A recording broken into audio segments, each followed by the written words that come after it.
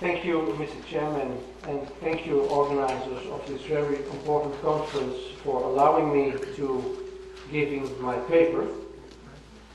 First of all, I owe you a remark on my somewhat postmodern conference attire. My luggage is still in the air somewhere between Amsterdam and Houston. And that is why I'm sitting here before you as I do. But maybe it is kind of symbolic as well. I used the word postmodern not on purpose, because you might have noticed that Fethullah Gülen always makes a statement of not wearing exactly modern costumes and suits with neckties as well. So there might be some debate on pre-modernity, modernity and post-modernity on that as well. Now, to start our discussions on Fethullah Gülen and its relevance for Muslim-Christian dialogue, I would like to offer a Christian reading of what I consider to be Gülen's most important text on dialogue. I came across Gülen's name and text because my Muslim dialogue partners in the Netherlands, of whom Ertug Al-Assad and Gürkan Çelik are present here among us, showed them to me. I was impressed by his hermeneutical role expressed in the quotation, "Loving affection and detesting hate are the most distinguishing qualities of a heart exuberant with faith." This is, I think, an important reflection with reference to discussions on religion and violence. But there is a difference. Positive feelings are unconditional, while negative feelings are always related to certain conditions. This is, for instance, how Gülen explains the famous verse from the Quran, "Do not take Jews and Christians as your friends." So with this hermeneutical rule in mind, I offer 6 short reflections on one of Gülen's major texts. As you know, he has written about dialogue many times, so much so that one of the volumes in which his writings have been collected is entitled Advocate of Dialogue.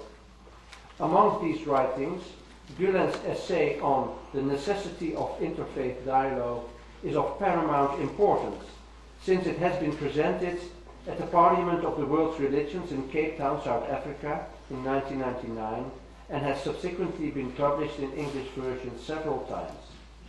I will limit myself to a comparative theological reading of 6 points in this text. The first point. In the introduction to this essay, Gülen argues that dialogue between Christians and Muslims is indispensable in view of the now prevailing materialist worldview. He points to a Muslim hadith that says that Jesus will return during the last days, which means that the central values of Judaism, Christianity and Islam as prophetic traditions will in the end prevail. It is interesting to note that this hadith is quoted by Sayyid Nursi in his Damascus sermon as well. I quote, "It is Islam that will be the true and spiritual ruler over the future, and only Islam that will lead mankind to happiness in this world and the next, and that true Christianity, stripping off superstition and corrupted belief, will be transformed into Islam. Following the Quran, it will unite with Islam." End of quotation. Moreover, Jews are explicitly included by Gülen as well. I would say this is one of the most important points on which you can see how Gülen ties in with an Islamic tradition, mainly formed by Sayyid Nursi, but corrects it, so to say, as well. My second point, Muslim difficulties in dialogue.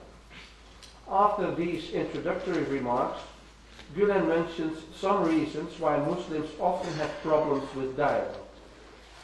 First of all, many Muslims were killed by Christians, especially in the last century. Therefore, many Muslims tend to think that the West continues this systematic aggression with more subtle means, such as dialogue. As a Christian, I have often heard this suspicion. In most cases, adherents of other religions are suspicious because they notice that dialogue is, for many Christians, still connected with missionary activities and the proclamation of the gospel. They are right that this is somewhat peculiar, but on the other hand, it is the consequence of a missionary character that Christianity has in common with Islam. It is my contention that Christian mission and Islamic dawah are not so different at all, since both religions hope that the whole of humankind will accept what they see as the best guidance.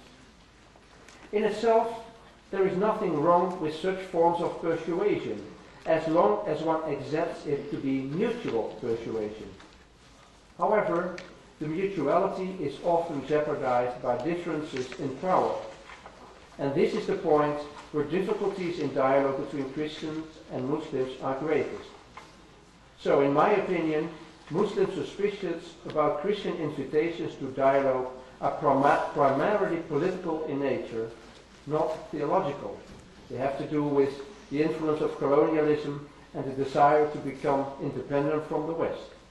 However, there is a theological reason as well, the distorted image of Islam as a degeneration of religion and of the Prophet as an impostor. At this point, I must confess that Christianity has been guilty of such distortions in most of its historical encounters with Islam. There is a horrible continuity between the Christian image of Islam, as described by Norman Daniel, for instance, and the cultural tradition of Orientalism described by Edward Said. Part of this tradition has been formed by the Christian theologian John of Damascus, who introduces Islam as a deceptive superstition and a forerunner of the Antichrist, and describes Muhammad as a false prophet. Since he has been educated at the Umayyad court in Damascus some 50 years after the Hijrah, John of Damascus knew quite well what he was talking about. However, he could only measure this new religious phenomenon by the central norm of his Christian tradition. And it is precisely because the Quran contained traditions about Jesus Christ that John could deem them inadequate and therefore heretical. He uses names that refer to the story of Abraham, Ishmaelites, children of Ishmael, Hagarenes, children of Hagar, and also Saracens. The references to Abraham's children indicate that Christianity and Islam are two genetically related religions, together with Judaism. In such a relationship, the younger religion is able to give itself an identity by relating itself to older traditions.